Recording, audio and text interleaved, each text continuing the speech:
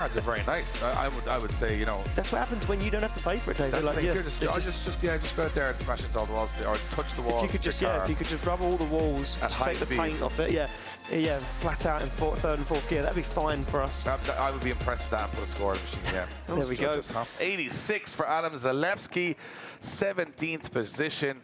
At 17th with an 86. I don't think I've seen scoring like this in European drifting in a very long time, if ever. Torna Kavia is on the line from Norway. He hit the podium last year. We have got a little closer this year. Fairly big clutch kick. The judges loving his first run due to the amount of angle and throttle this guy used around the course. But right now, he's got a problem. Big problem. Big problem there. And you know what? I was just going to say, 93, he's got nothing really to lose. He needs to just throw it all out there. And this is going to be the tale of the weekend, though, for Kavia. In open practice on 30, broken alternator. We're chasing some gremlins in the car all weekend. We make it official with a 0. This could be it now. It's getting to the end of the season. The car, is it feeling a little bit under pressure? It's been put to its paces this weekend. Well, I'll tell you, I sort of took a small listen out of our commentary booth here, and that car looked like it sounded like it was running very badly. Like, it didn't sound like it had blown up, it just sounded like it was hunting and sort of no power whatsoever. So they may have an electrical issue in that car, it sounded like. Now, I'm no mechanic, as you know, Ian. Yep. Barely changed a wheel on a car, but I'll tell you one thing, it didn't sound like it was running perfectly. As we move back to the line, and the man that's won the last round of the Drift Masters European Championship, Martin Richards. Well, he's the king of Riga. Can he be the king of Germany? Well, he can't be the Iron Drift King, that's for sure, because Poitevsko's got that crown. But yeah, look at this, Kavia out of the car, and not sure, he's throwing his hands up in the air, and this is not a good sign. Look, Kavia, we spoke to Kavia yesterday, and he said, again, he wants to be on the podium. He's desperate to get a podium this season, and problems. As you can see, look at the drone hovering, yeah, hands in the air for Kavia, as we now get that car removed. And the question here is what's wrong? I mean, if it's a transmission issue or a mechanical issue, I'm sure they can get that correct. But if it's an engine issue, and you know he's already qualified with a 93, he's in there, so that's even more frustrating. Is that he has to get this car fixed because it's the best qualifying result of the whole year. But what is? You go back to what you said. An electrical issue. What if it's a problem they can't find? And then you're in the twin battle situation. That car shuts down as you're both heading towards the second outer zone, absolutely full tilt. Well, that's the I mean, his car shut down at almost a good time because he was on the run-up and before he kicked into that first corner. You run to that outer zone 1 and your car shuts off. You're going in that wall, and it's going to be curtains for your chances, and it's also going to be curtains for the rear end of your car or the side of your car. So it's risky out there, and again, you're sort of expecting these cars to do exactly what, I mean, we talked about that strange initiation, the way you have to let the car wash. So you talked about side bite from the tires, and what we mean by side bite for anyone who's a layman is, you're off throttle, but the car is, slowing down just by the natural grip of the tire. Now, you're expecting to come back on throttle at some point to sort of get yourself out of trouble just before you hit the wall. You have no throttle. Well, that's not going to be a good time. No, it certainly isn't going to be a good time. You'll be in the wall. That's where you'll be. With a broken car. Yep. We've seen that this weekend as well. That's happened. We've seen that at every round this year. I think even the tracks without walls, we've seen people in walls. Guys are pushing extremely hard out there. But we go back to the line. We do see, the king of Riga, Martin Richards, sits on the line as he thumbs up. This man feeling very confident again. Another driver who finished on the podium at the Iron Drift King event last year. So he said he's got a little bit of an insight. He knows a little bit of cheating to the track. He knows where he can be. And look, he said he didn't think there was a championship hope for him this year. Inside the top 10 would be the dream. He's now 4th place with only 55 points split in those top 5 drivers. Can Richards do any damage to the championship? Well, he's done some damage to the back end of that Nissan Skyline. He stays in it now as he puts foot to floor and again takes it to the wall. Richards not messing around as he puts that car on the wall one more time, as he knows that risk reward is going to pay off for qualifying right now as he fires into outside zone 5, keeps the throttle down into 6, and across the finish line goes UK's very own Martin Richards. Well, he's absolutely mashed the rear end of that car is what he's done there, Ian. He went in very hot. He wanted to get as close as possible to outer zone 1 as he could. Well, he got a little too close, kicked it in late and very wide, bang. How does he stay in it though and control it? That car took a big hit. You can see just how much has been folded at the rear end, but he stays in it and somehow manages to complete a lap. I think his first score will be the stronger of the two, but it just goes to show how hard these guys want top step in qualifying. You can just see the spoiler there flapping around the back end of what remains of the back end of Martin Richards' Nissan Skyline. He's very deep into this outside zone as well. Get a good look at just how short he's made this car. It's a compact. It's a Skyline compact. Look at that, he's absolutely destroyed the back end. If there was the back of the car there, he would have been close to the wall. So that should be taken into consideration for judging. It should. That his car should have been longer than it was at that point in the circuit. He just altered it. He altered the car. He adjusted it. So here we go. Let's see what he does. At 89, he improves Into 10th position goes Martin Richards, and the judges rewarding him for, even though he has that impact, he stayed in it for the rest of the run. And again, imagine he would have been way up in the 90s without that little error on initiation. Next up, James Dean. Well, he can do no wrong here. He's the top qualifier so far. He's got a 94. Where do you go from there? And I think everyone needs to take 2 steps back for the first couple of rows here, because James Dean's going to try and improve on a 94. What can he do? I think the fact to look at this is James Dean has hardly any damage on the back end of that BMW. Wow, as he runs the back end along the wall, and Dean not messing around. Absolute precision from the current champion, James Dean, now as he puts that car back onto the wall again on outside zone 4, fires into 5, gets nice and personal as he just uses a little bit of left foot brake to set that car up for 6, and across the line goes James Dean, and he is a machine, because that was so perfect. How do you do that? How do you even do that? And how do you not wreck your car? Because he was so close to every wall, he even tagged that one, but still doesn't put any major damage on the car. It's incredible. It's just pure precision, because at no point is he too far into it that he's gonna, you know, rip the back. He does it with such finesse. It's incredible. It's beyond human comprehension how precise you can be with so many inputs to the car. I mean, me and you try that, Ian. We're both crashed into the first wall. That's just not even. It's not even. We couldn't even think about it. No. No one would be stupid enough to lend us cars to have a go at that. No, I wouldn't even. I'd give it back. Yeah. I'd say be not like, for me. Don't be stupid. Yeah. Why would you give me this car? Because that was incredible stuff from James Dean. What does he score? A 99. Wow. What do you even say? What do you even say? What do you say? That is the highest score we have ever seen at Drift Masters European Championship. And James Dean knocks it out of the park. But that means that if Jack Shanahan or Dwayne McKeever want to top qualifying, they have to get 100. They have to do a perfect run. It doesn't exist. A 99. You can't get a 99. Well, Jack Shanahan, I think the only 99 Jack Shanahan had this year was an ice cream. Let's see if he can go any further up the order. Goes right out to the wall, just drops the wheel a little bit over, but it's aggressive so far from Shanahan. Gets firing into outside zone 4 now. Shanahan will know on the radio that Dean just moved himself way up the order. He's outside of outside zone 4 though, and Shanahan makes a little error there as he gets into 6. Puts the wheel on the wall, and across the line goes Shanahan as he throws in a 360, which is becoming a bit of a tradition now for these guys. Absolutely. I think, you know, Jack Shanahan will have got out there being more aggressive than he was on the first run, but how do you follow a 99? I mean, that is ridiculous scoring from James Dean, and I use the word ridiculous. Do you think James Dean would be annoyed he left a point out there? Yes, oh yeah, for sure. He's like, what, there was one left? There was one left. Where was that one? Yeah. Where was the one? I think it was on outside zone 5. He didn't get close enough to 5, otherwise I think it would have been, yeah. I think it would have been the first 100 we've ever seen. Talking about Shanahan's run, I mean, this is a 90-plus run. I think, you know, there's a little bit of wavering here. They went a bit deep to outer zone 2 than he would have liked, but it was super aggressive. It was accurate. He threw a 360 in at the end. That, for me, is an extra 5 points. Judges will never, ever add that, but I think having a little bit of a celebratory 360 is good. Big mistake he makes is here, because he gets deep into 4, but the camera comes out, he comes out of it. So, yeah, still, a 92 puts him in 2nd position. Shanahan looking strong. Hasn't qualified outside the top 2 all season long. Incredible consistency from Jack Shanahan. Leaving us with one driver remaining, Dwayne McKeever. He's the current championship leader, and to be honest, the rest of that grid has caught up a long way on Dwayne McKeever since 2 rounds in Austria and France. He's got to have a result this weekend. A lot of pressure on his shoulders. He'll tell you it's for tires, but it is going to be a tough task for Dwayne McKeever to come out here on top, qualifying with a 99 on the board from James Dean, and that's going to play into the psyche of these guys, is just how good everyone else is on the course.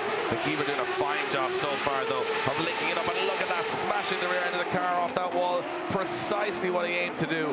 An incredible run again from Dwayne McKeever, but I don't think it's going to top qualifying. A 99 on the board means, you know, out of this world, unfair scoring by James Dean in many ways. I'd say it's done. It's a done deal, because unless you go out there and do the same run, but with, you know, 1% more in it, there is nothing. And take nothing away from McKeever. This is a really solid run. Maybe not as wide as we would have expected to those outer zones. We want to see drivers getting out there, but if this doesn't give you a taste of what's coming up later on in the twin battles, I mean, this is what we call it, the warm-up act. Qualifying is just the warm-up. This is just to get boys in the show, but these guys go out there inches from each other on these walls. It's going to be unmissable. It's going to be a spectacle. It's going to prove why Drift Masters European Drift Championship rounds are just probably even too exciting, if anything, to be honest. You know, you need to take a break every now and again.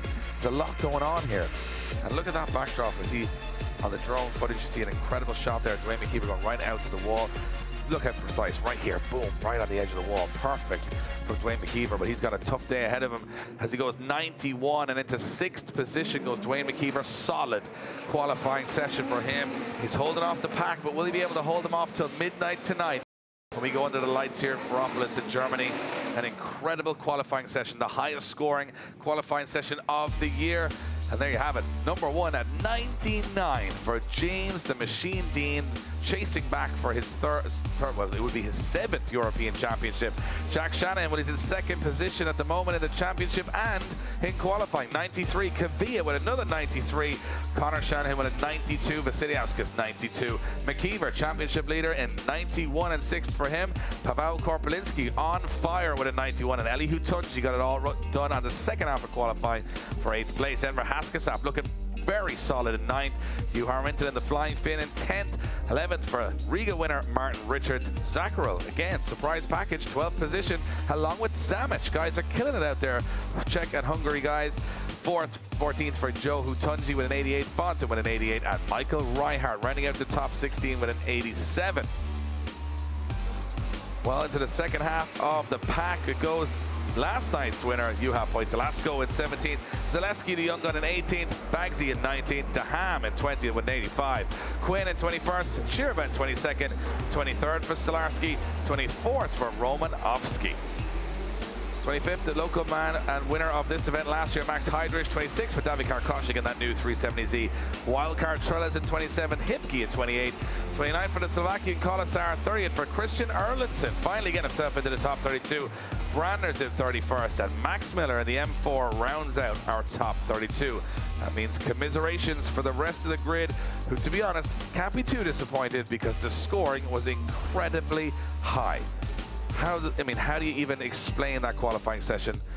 Incredible. You guys have got a hell of a day ahead of you, but we got some more analysis to go. We got some more to talk about. We're back in a few moments after this.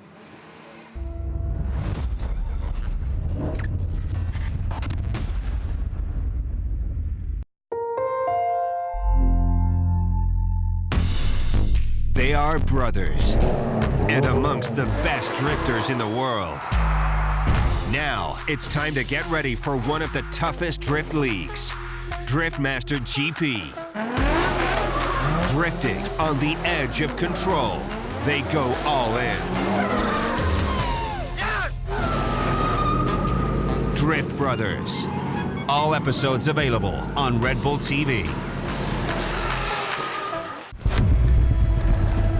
We ride Wes. The toughest motorsport series starts a new season with 8 stops. Anything can happen in this race. Combining 3 disciplines: hard enduro, classic enduro, and cross country. A unique series where amateurs compete with pros. Speed and the competition is amazing. Only the most versatile rider can call himself the ultimate champion. Don't miss the World Enduro Super Series 2019 on Red Bull TV.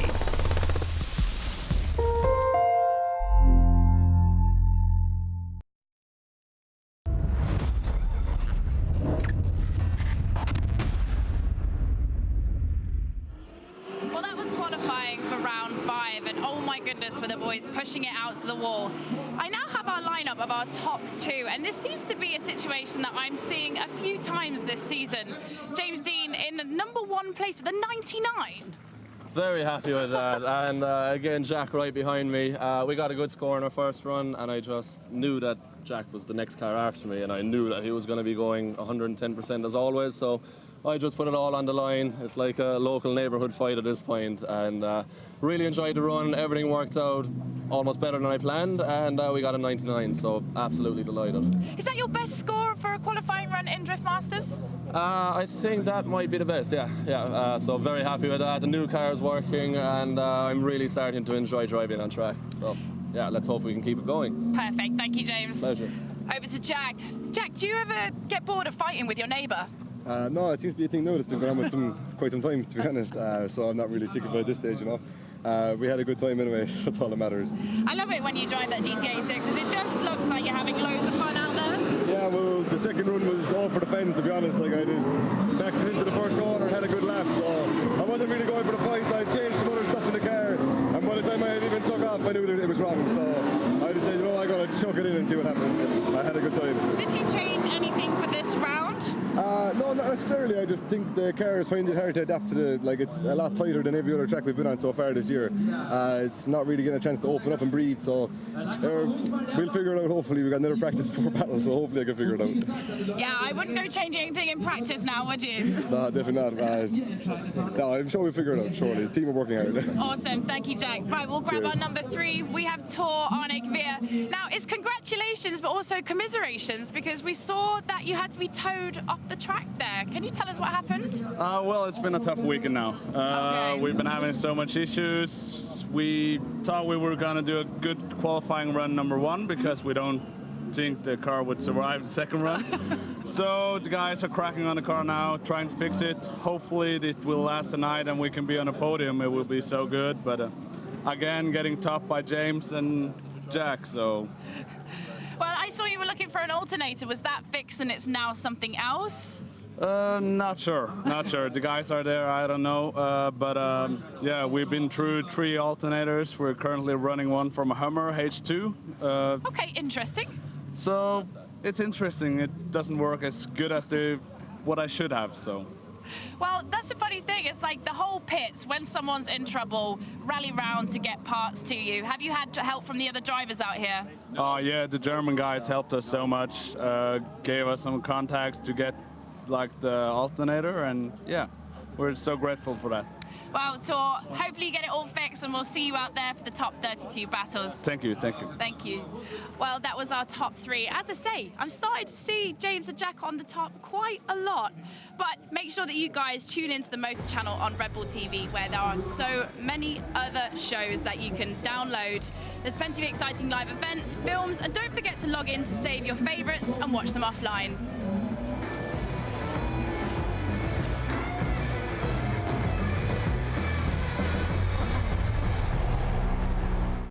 To relive the best action of the DMEC 2019, check out the video analyzer on Red Bull TV.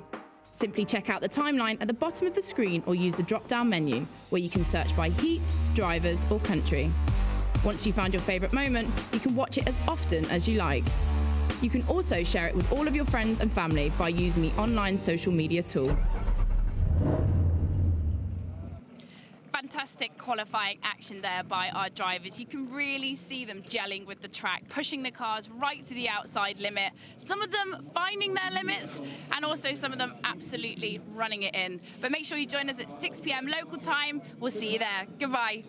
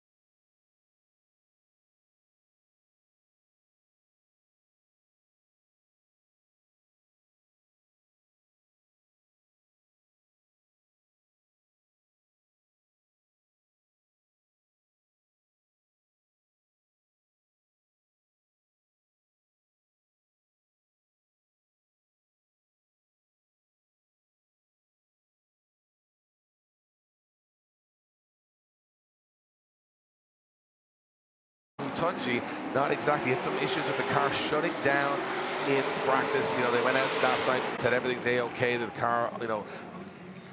Well, I'll tell you one thing, that was not the perfect run, but he did get a run on the board. And we wait the score from Joe Hutunji, rather, to see if he jumps up the order. I think it'll be a mid-pack score, Ian. I don't think he wowed the judges on that one. But again, looking at his brother Ellie, he did not put any score on the board. So let's go down to Ellie. Ellie's on the grid with Becky down there. So let's see what he felt, what went wrong. He spun out. Ellie, we could see you pushing there on your qualifying line, but maybe a bit too hard? Yes, unfortunately, a bit too hard. I was fully on the edge, on full lock to the second outer zone. What the judges asked us to do to take the maximum risk, I did so, and it's actually the first time I spun out in qualification. So now I have one more run to go, but I will give it all. Good luck in your next run. Thank you. Thank you. Well, there you have it. Here from the man himself, Ellie Hutunji. But Joe Hutunji scores an 80, putting himself into 9th position. So judges liking the consistency of Joe's run. And then the opposite approach from Ellie, who went on big angle, lost all his scores there. So interesting fortunes for the Red Bull Drift brothers. We move along to Paweł Korpolinski. He's been impressing us in practice. We love watching this guy drive, especially in the chase position, but he looked so technically perfect on this track. He looked at home from 2 or 3 laps in. I'm expecting big things here, Ian. Yeah, I am, because, look, Paweł Korpolinski, he came in last year and qualified very, very high. Qualified first at one of the events we was at. Korpolinski is one of these guys that you can never say, well, he's not going to do that well. You know, you never know what he could do. He's so hit and miss. He's going to come into this right now. Like you say, he's been very good in practice over the weekend, holding him on the line for a minute before we give him the signal to go. Absolutely. He's a Polish champion, he's a Swedish champion, he's done it all, but he has to do it all here on a European level. We've seen flashes of brilliance from Paweł Korpolinski, but will we see that today? Look at that wash and an absolute perfect line from Paweł Korpolinski. Nicely done. Look at this, taking it right out to the edge of the circuit in this BMW 1 Series. Look at that, perfect again on outer zone 4. And this is what we came to see this weekend, guys, pushing to the absolute maximum, tagging the rear bumper, and tagging the rear bumper again. Korpolinski's going for a big score in the first run here. Trying to get the work done early in the day. Nice run from the Polish driver. Yeah, that's a very, very good run there from the Polish driver. As you mentioned, Dave, been all around the world drifting, the 2017 Swedish Drift Champion, the 2018 Swedish Drift Champion, and 7th place overall last year in our championship here at Drift Masters. As we take a look back at Korpolinski's run, you can see him on that wall, nice and deep. He's got a little left foot brake just to keep that car absolutely balanced as he gets very deep into this outside zone, gets the car all the way into it, and then little rub of the bumper on the wall as he brings it across the line. And Korpolinski, as I said before, he could come in and take top spot of qualifying and not really, you know, out of nowhere. Yeah, you know, don't expect it. He just turns up and goes, that's it. That's what I want to do. I think that's a big score. I think it was a good run. I was impressed. I'm not sure if the judges are going to be as impressed, but I was impressed. I sat back and said, you know what? He's pushing that car to the extremes the whole way around. 91 from Paweł Korpolinski, first position. I told Gene, I got that feeling halfway through the run. I was like, this is what they want to see. They want to see a guy really pushing it. Incredible first score for Korpolinski. We move along to Daniel Brandner, Brandy Brandner as we call him here in the championship. And to be fair, he was the man out there telling us how the track goes down, so he's had a good look around the place and see if he can translate that into a phenomenal first run. This car running a Ford Mustang V8 turbo in a BMW. Try and figure that one out. I'm still trying to get my head around it. And look at this, Brandy Brandner put it out to those walls. A little tentative on the transition, but the line is pretty good, staying as wide as you possibly can. Maybe we get a little closer to that wall, coming away from it a little bit early, causing him to almost go over the exterior white lines of the track. And again, timing seems to have been the issue here, not commitment or skill, just a little bit mistimed on some of his transitions there, Brandner. Well, Brandner said to me this morning that this is just a lucky ride for him this year, because he was a wild card in Austria. He gained that license for the rest of the season, and he said, you know what, I'm just going to jump on the train and follow this crazy circus around Europe as we move forward. And he said he's been having a lot of fun. He's very relaxed this year. He said he's got nothing to prove because he didn't count of doing this season. So now this is like borrowed time for him. He said he's enjoying this circuit, and as you mentioned, he went down there. He's been on the track, he's had a good look around it, he's had hands on with Becky, and you know what, not technically correct, but the consistency again. Bradner's been very consistent, and that was what killed a lot of people and knocked a lot of people out of the competition in Riga. Yeah, 73 on the board for Daniel Bradner, puts him in the 20th position. He's sitting sort of in that mid-pack. I think that's where it's going to be very, very tight later on in the qualifying session. It's not going to be easy to get into this top 32 today, I'll tell you that for nothing. Moving back to the line, what's the man that won Iron Drift King here in this very venue last year? Well, it's Max Heidrich from Germany. He's the local boy. A lot of pressure, a lot of German fans in those stands. But he is a fearless driver. That's the word I've always used for Max Heidrich. Absolutely fearless. Look at the aggression into that first corner. How can he hold this? Wow, to the wall. I mean, that is... I was going to use a term of how much you need to clench there to be able to get away with that, because that was an incredible tagging walls. It's not perfect, but man, is it entertaining. And Max Heidrich, fearless, aggressive, stylish, and that's what the fans came to see. That's what we came to see. Judges will pick apart some of the errors, but I love that stuff. I love throwing it in there with no courtesy for gravity or his car or anything. He pulled that off. He's smiling behind that helmet right now. Well, that was very reckless of Max Heidrich right now in his first qualifying run. Nearly made a massive error. He got out onto the marbles at that point, and you can see him barely holding on to it as he transitioned into outer zone 4. Gets very deep into the wall. There's throws 90 degrees and he tags the back bumper, and it pushes him off that qualifying line. He has to really work then to adjust and get it back on again. But look at the throttle he's using. He's literally full throttle the whole track. No messing around. No tickling that throttle pedal, Dave. He's not here to, you know, mess around. He's here for business. Absolutely. Let's see what he scores, though. I mean, you know what? The most entertaining run for sure so far. Maybe not the perfect run. No. But I want to see what the judges score this, because it's going to be hard to take the style away from that one. Let's see what he gets. An 81 for Max Heidrich. Style at 18. There you have it. The big reward for style. 10th position so far for Max Heidrich. A good solid score. Let's see what he does in the second, if he can stay alive. And we will be back very shortly. Oh, let's see where we are right now. Just actually want to get a quick look and see what's happening. So Pavel Korp is at 91. He has no right to get a 91 in the first qualifying run. Zacharel in second with an 89. Sebastian Fonten gets an 88.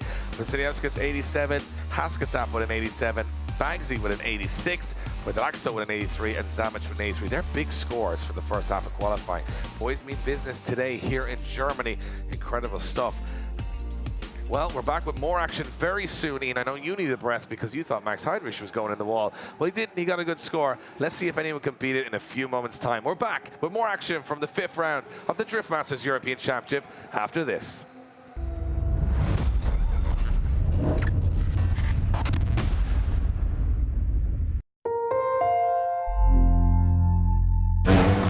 Check out the Motor Channel on Red Bull TV. Motorsports at its finest, all over the globe.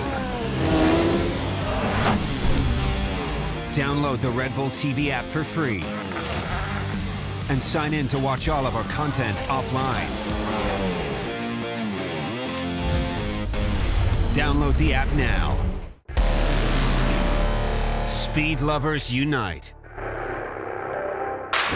Immerse yourself in the sensory overload glory that is Formula One.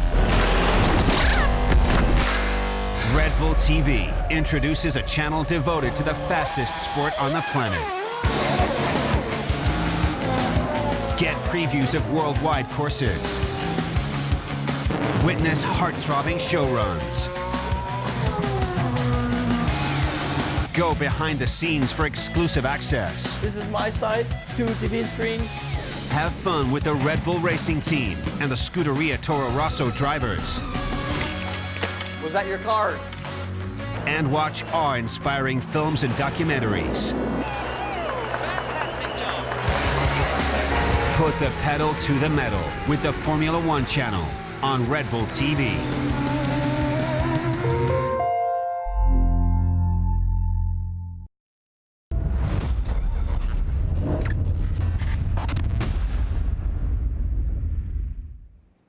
Welcome back to Germany, and the action is coming thick and fast here in the first half of qualifying at round 5 of the Drift Masters European Championship. An incredible venue.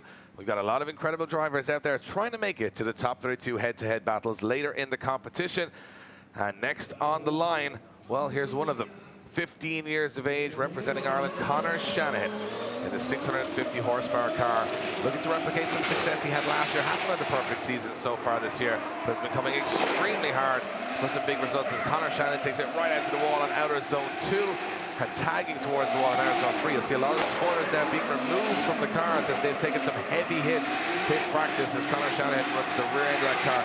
Nice and close to those outer zones. Towards outer zone 5 and 6. A very smooth run, Ian, throughout the course. Looking confident there is the youngster.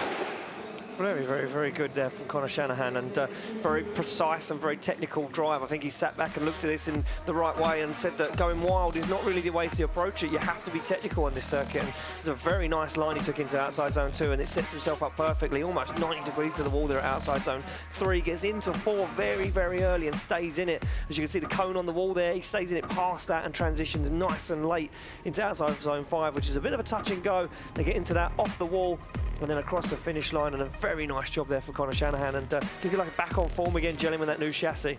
Absolutely, a 92 for Conor Shanahan. Judges saying the perfect line almost around the entire circuit. Puts himself into first position with his first run with a 92. The scores are going to be astronomical today if this is how we've started off. Let's see what Juha Rintanen can do. Well, he's a showman. He's got all the smoke show that you could ever want from drifting. The Finnish driver, a 2013 European champion. He's competed in the United States, and look at that for a line from Juha Rintanen.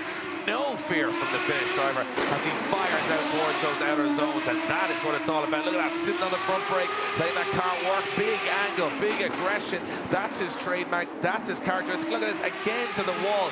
Rintanen, a little bit off form in Riga, but back on it here in Germany, and that's what we came to see. Well, I'm going to put it all out there, and I'm going to say that's probably technically a better run than Conor Shanahan's. Look at this, a very deep into that outside zone, tags the wall, and you can see him, lets that car wash, he stays on that white line, gets on the throttle nice and early, and then bam, onto that wall outside zone 3, completely fulfilled. Perfect timing into outside zone 4, and just as deep as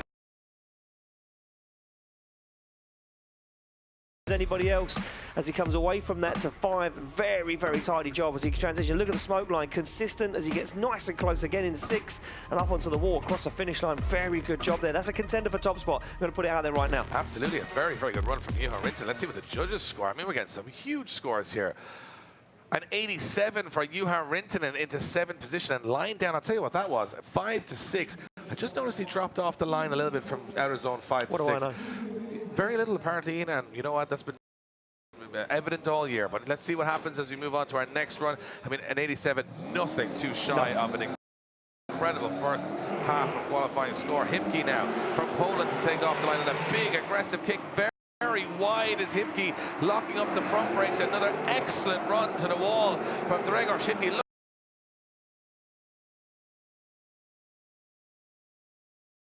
Look at that back wheel running that outer line. They came away from the zone a little bit early, but other than that, absolutely exceptional. From the Polish driver in this V8 E30 BMW, and again, wrong time to transition there for Grzegorz Hipke. Oh, he keeps tagging the walls.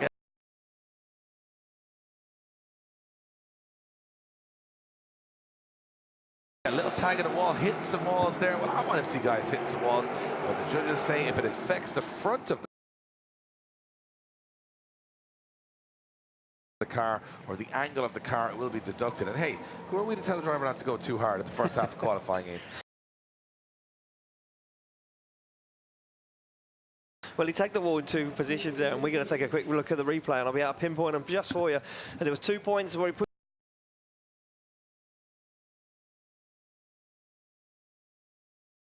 pushed himself off the line, yeah, and I mean a light rub, as Kevin O'Connell, our head judge, mentioned in the briefing, is fine, but heavy impact with the wall is going to upset the front wheels of the car, and it's going to upset the, the line that the driver's going to take, so that's going to upset the score.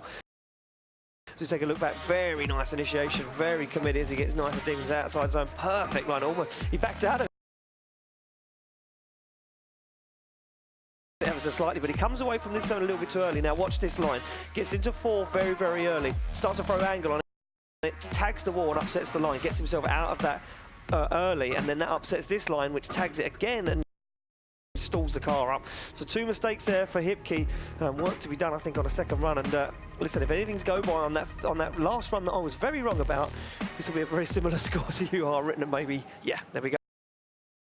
An 80 for Grzegorz Hipke in 13th position, and slowly learning, Dave, round 5. Absolutely, you'll get there by the end of the year, Ian, don't worry. It's a complicated sport. It takes time to be as expert as maybe I am, but you know what? You're trying. Let's see what happens. Benedict Sureba is our next driver. We call him the dark horse in this championship because he continues to be the dark horse. He currently sits in 5th position in the championship right now, and he's got it all to play for. Big angle from Sureba and a big mistake. 6th position in 7th by mistake in the championship right now. Confused where he's in the championship. I think he might be first by the end of the season because look at the driving he's putting in on track here. As Sureba have a big angle on the first corner that's going to hurt his score, and again big angle again. I'm not sure if that's the style to go with here, as it loses a lot of the momentum through the course. If you go on big angle, it slows you up, and I think a little error at the start of the run there might again, watch this. If he comes in, he goes on very big angle here and almost stalls up. He's way off that outer zone, and it's going to hurt his score. He does get back on it, recovers very well, you know, back into outer zone 4, and you know, does a good job from there on in. But yeah, maybe one of those mistakes or two of those mistakes again. Look at this big angle again, putting him, you know, a little bit on the inside line. I tell you what, not bad from the first corner on, but again with the score so high, can you really afford to make any mistakes here today? Well, I mean, if we carry on like this, and he's barely going to get you into the top 32 at this rate at the moment. But Benedict Sureba, yeah, 7th in the championship at the moment, and he's going to be looking to, you know, earn some more points. Look at that, 79 drops him into 19th position, and these scores, Dave, gathering some momentum at the moment. Well, let's see exactly what happens when the next driver comes to line. Adam Zalewski, 19 years of age, future talent. Well, he's not even a future talent, he's a present talent. He's also a former champion of the Drift Masters European Championship 2 years ago. Looking to get back onto form. He's been climbing back up that championship leaderboard ever since a bad result in France knocked him way down the order. And look at this as he transitions in that bright yellow GT86, taking it right to the walls there. That's as close as anybody's got all day. Zalewski looks like he's hungry for a big result this weekend as he fires back out to those outer zones. Strong performance from the youngster across the line. And Poland look like they'll have some interesting competitors in the top 10, I think, in qualifying right to the end. Remember, there's a Nations Cup going on here behind the scenes. You know, top 2 scorers from each country taken at the end of every run. At the moment, Ireland leading Poland in that, but there's not a lot in it. No, there's not a lot in it. And look at this, Zalewski doing a very tidy job. Gets nice and deep into the outside zone as he sets that car up perfectly for the final 2. Not as deep as some of the other drivers, you know. I think this is maybe a tentative run for Zalewski. You can see him keeping it off that white line, off the walls. Maybe he's going to go, you know, for it all on the second run, but just trying to get a score on that first qualifying run. There's no zeros, well, 1-0 so far, and you know, a few low scores, but there's a lot of good scores though. I mean, 1-0 so far is a big statement of how good this grid is right now. So we can see Martin Richards in the car, the King of Riga, waiting his first qualifying run. Can he continue his roll? Well, we'll find out what Zalewski scored first. Has 78, puts him into 20th position, so some errors on that run from Adam Zalewski. And the judges do have a fantastic view of this track directly down from almost a drone-like position. So they spotted a couple of things we didn't as we move on to Tor Arne Kvia, the Norwegian sledgehammer. Kvia from Norway, he's only 21 years of age, and it seems like for me, he's got a world of talent and experience beyond his years, and a very aggressive entry, slamming into that first corner. This could be in the wall, though. Very aggressive, had to dial a lot of angle into that to save himself, but it sort of worked out in his favor as he hammers the limit around this course. The V8 echoing through all of the crazy backdrop as Kvia transitions now back to that last corner. Look at this, he's on full throttle everywhere. This is a style that we like to watch Ian, where he just throws that big angle and foot to the floor. Not a lot of handbrake used, not a lot of braking. Very aggressive. Yeah, look at this nice initiation there. You can see her carrying a lot of speed, throws it on and lets the tyres do all the work, gets on the throttle nice and early, and I think that sacrificed a little bit more depth into outside zone 2, which obviously he sacrificed a little bit of line in 3. Gets back into it though, just Kvia as he gets nice and deep into 4, consistently on the throttle. You can hear him on the rev limit the whole way through, very deep in 5. As the back end of that Nissan seen a lot of work this year as he takes it across the line. again, and Kvyat again inside that championship, top 5. He's in the top 5 of the championship, so he's going to be looking, you know, a podium this weekend could change the whole season for him. Absolutely. I think they need to build the back of that car in rubber. I think that's the only thing you could give Tornado. There's not much left of it now, to be fair. There's not much left. Our hopes and dreams in the back end of that car after a lot of wall runs this year. And 93 for Tor Arne Kvyat puts him into first position. And I'll tell you what, Ian, the reason he's there, all-out aggression. Throttle, throttle, throttle. Now we know. The judges want to see big angle, big throttle, not a lot of handbrake, not a lot of wavering. Well, now we know Kvyat nails it. 93. Can, the King of Riga, the man 2 weeks ago on top step of the podium here at Drift Masters European Championship. Martin Richards attacks the course. And we were speaking, you know, at length about how this car is one of the longest running in European competition. It runs a stock block in the car, which is totally unheard of at this level of competition. It's just got a manifold and a turbo, but man, can he make it work? He made it work and win the last round of the championship. And Richards again looking like he's on a flyer. Wow, very good job there for Martin Richards as he pulls across the line. Tidy stuff there, but you know what, after seeing Tor Arne Kvyat's run, that previous run, I'm not sure what the judges want to see. Technically, that was very good for Richards. You can see him nice and deep into outside zone 1. Gets that back wheel on that line, nice and deep into 2. Not too close to the wall, but close enough. Nice line through 3 as he transitions into 4 very early, and then gets the back end of that Nissan Skyline up onto the wall there. And again, technically very, very correct. You can see him locking the front wheel with the brake, gets it onto the wall again, just off the throttle, just slightly to dial that car in. Is he going to be up there? Well, it certainly is. An 85 gets him inside the top 10 in qualifying right now. So we're halfway through qualifying, well, almost halfway through qualifying, and an 85 when he gets into 10th position. Where are we going to end up here? Next up, we have got James Dean. He's the current and defending champion, but at the moment, he sits in 3rd position in the championship and needs to make a move now if he wants to go back-to-back.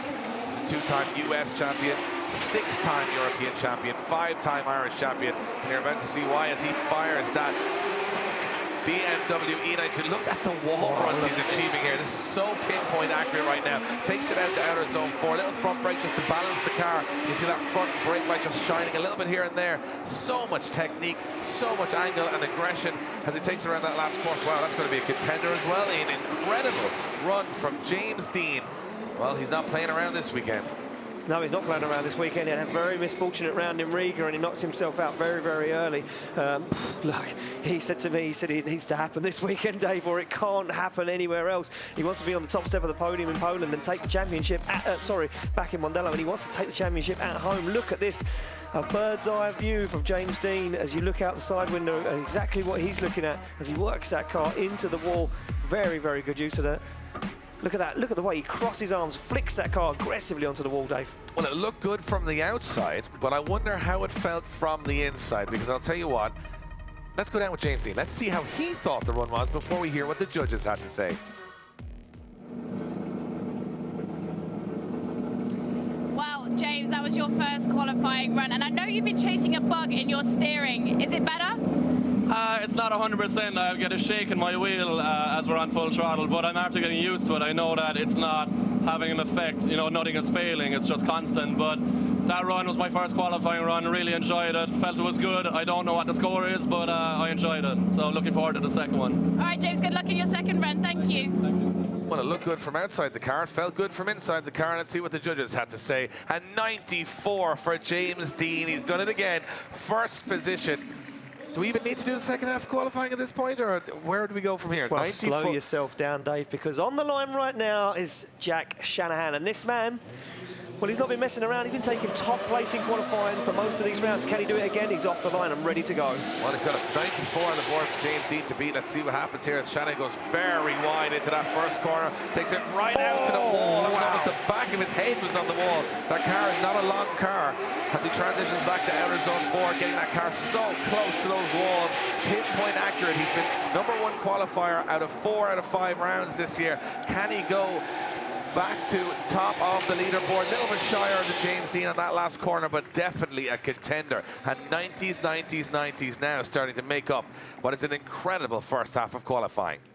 Well, Jack Shanahan said he wants all of the points he can get, and he knows if he gets qualifying here, if he gets top of qualifying, he gets 7 points in the bag before he even steps out for top 32, and he said he needs them. He wants them for moving forward in the championship, because it wasn't even a consideration until Riga happened. And right now, Shanahan doing a very tidy job as he fires deep onto the wall there for outside zone 5, nice and deep into 6, and as you mentioned, comes away very, very early. Yeah, well, again, an incredible run, but I mean, the adrenaline must be filling Jack Shanahan right now after an amazing pass of the circuit. Let's see what he gets in the scoring. 93 for Jack Shanahan. Second position. He must be over the moon. Becky's with him now.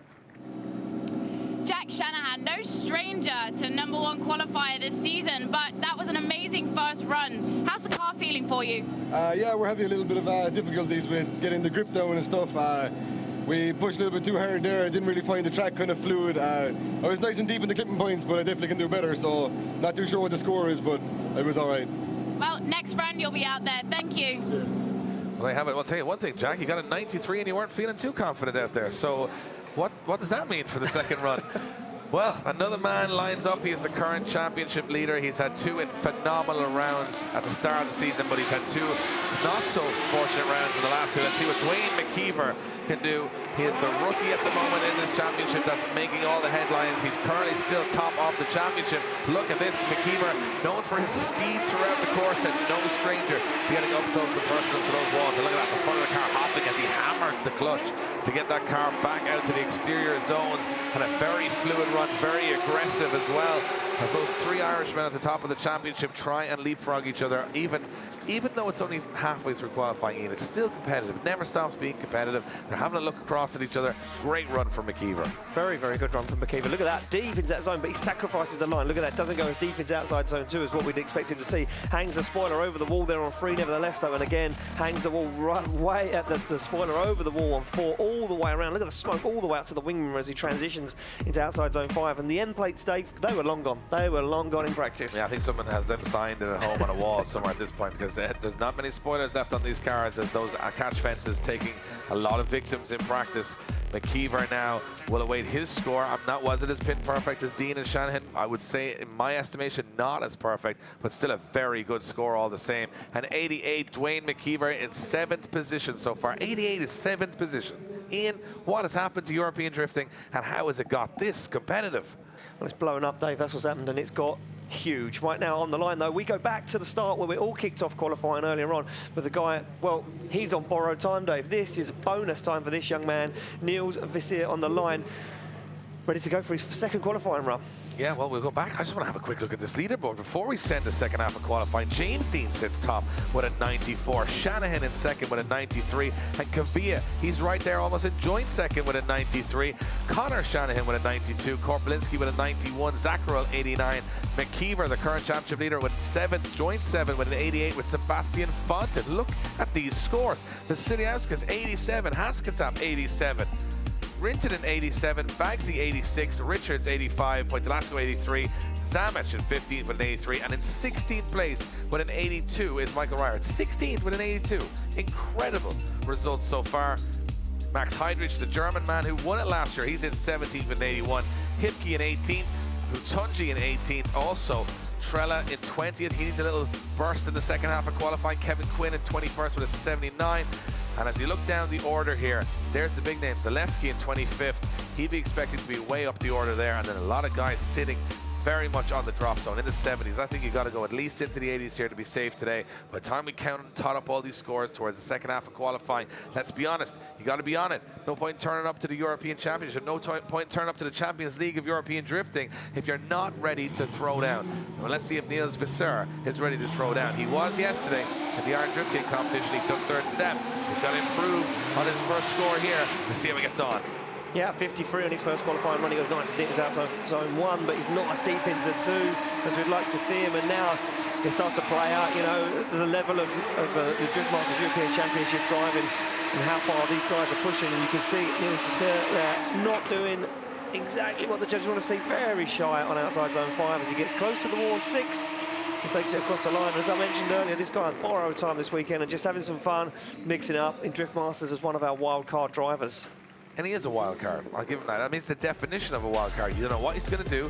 He pulls amazing aggression in battles, but can he get to the battles is going to be the big question. And you've got to be getting... This is the big difference, because yesterday the line was slightly different for the other competition, Iron Drift King. Then I think it's going to be tough for these guys to adapt. They had more of a mid-inside line through that first corner.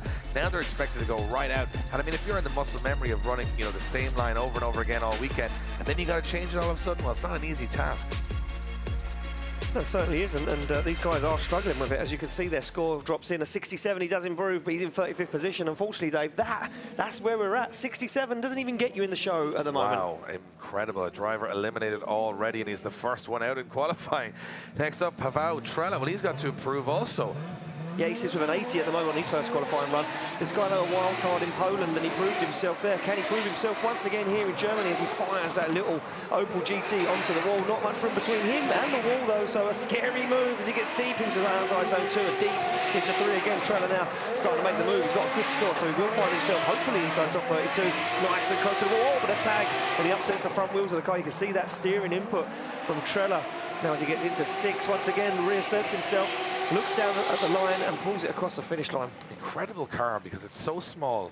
I can only imagine how difficult it is to drive, and you've put a very big engine in that car, so it is going to be What is it, the term you use? It's a small man with a big dog. That is a little bit what that car is, and you know, it's lightweight. It's light. I wonder how it handles as a lightweight car. We've both driven, Dave, in the past. Poorly. I will tell you one thing, neither of us could drive that car, because it's a big I think it'd be very odd to drive. The seating position, where you sit as a driver in the car, the wheelbase, and I think the lightness of the chassis itself must make it very difficult. Well, you sit almost on the back wheels. You've got this huge bonnet in front of you, so it's incredible to think, you know, how competitive he is in that car, and will he improve from his 80 on his first run? Well, we'll find out from the judges. He looked good yesterday. I was very confident in him, you know, getting to that podium yesterday. And a 77 doesn't improve, stays in 18th position with an 80, and it looks safe, but will it be safe is the question.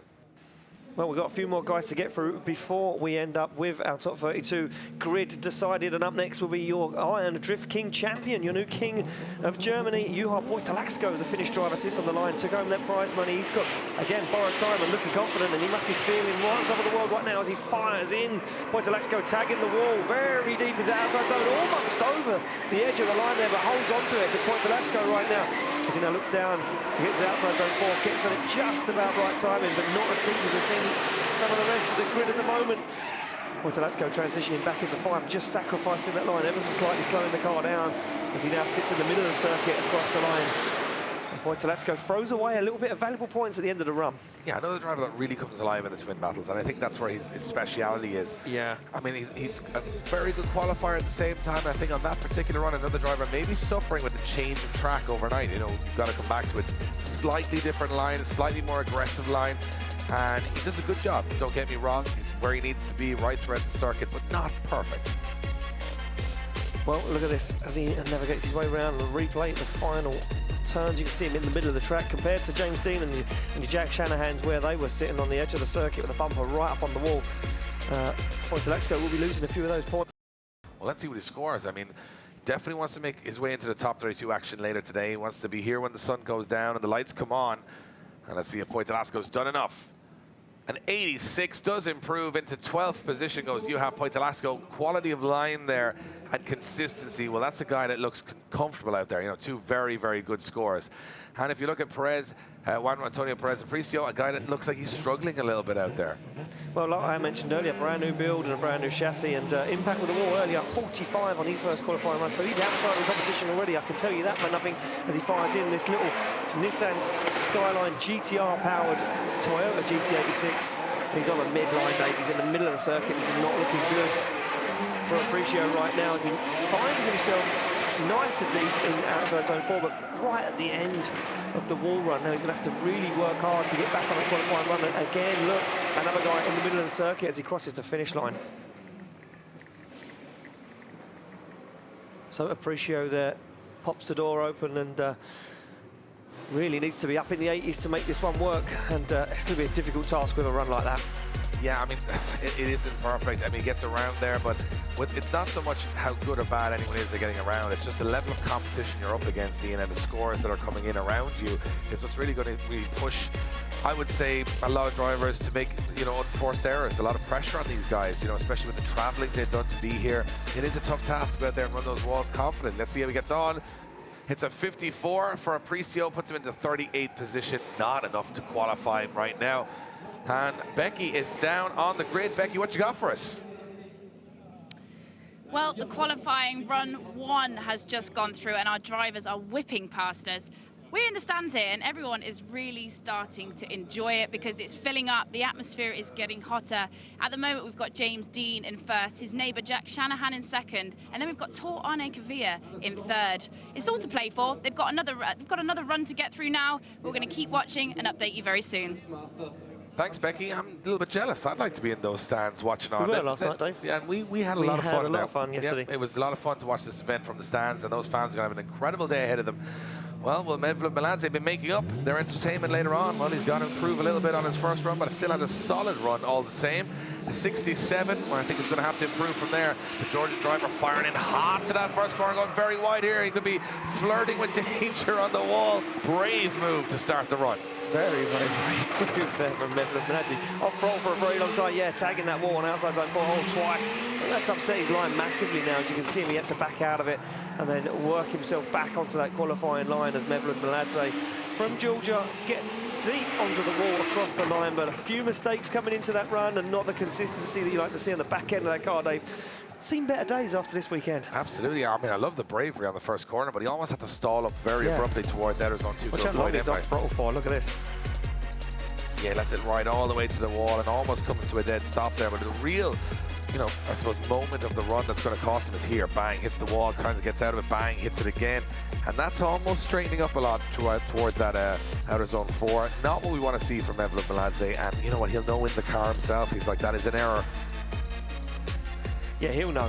He will know himself. As you say, drivers always know, they get that feeling inside the car that things are not going right. And Mevlut with a 67 his first qualifying run. Where does he sit? Oh, it's a 48, so he's outside. He sits in 36th position. And such a shame, the man from Georgia not making qualifying this round. Incredible to see such talented drivers suffering with not terrible scores, but just how high the scoring has been so far. Yeah, the pressure out off the line. We have the next Spanish driver, it'll be Jonathan Hernandez Sanchez. He comes on line 61 on his first qualifying run, so he will be out of competition as he now makes his way around in this V8-powered E92 BMW. And again, another driver shy on these qualifying lines. He's going to get very deep into the wall, but just about saves it. As Hernandez, does tag the wall. Look how quickly he comes away from that qualifying line now. He's back on the accelerator as he looks for outside zone 6, but he does sacrifice that as well.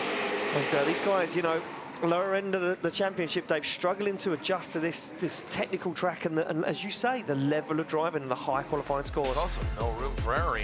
This particular point of the course, you've got to be a little wider there. But this is, for me, I think probably the biggest error he has. As he comes back to outer zone 4, he gets very close to the wall. He comes off throttle completely here, just stalls up completely. There's still smoke coming from the car, but he's off throttle. You can hear that engine just die down. Maybe trying to just get a little bit more grip to stay out of the wall. But again, the judges are looking for full throttle areas of the track. That is not a slowing zone. I think, right in front of there, you can see their viewpoint is perfect of that particular zone. I think it's going to hurt his score. And a 64 for Jonathan Hernandez Sanchez sees another driver eliminated from competition. Very harsh right now. Very, look, these scores 64. These are, well, we're moving along. 77 on the board for Christian Erlsson. This guy desperate to make qualifying this year as he comes off the line.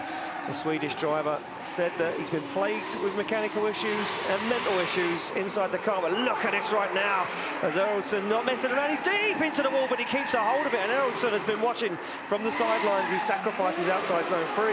Nevertheless, he finds himself back onto 4 now. Can Erlsson top of 77? A few little errors there on that big impact with the wall.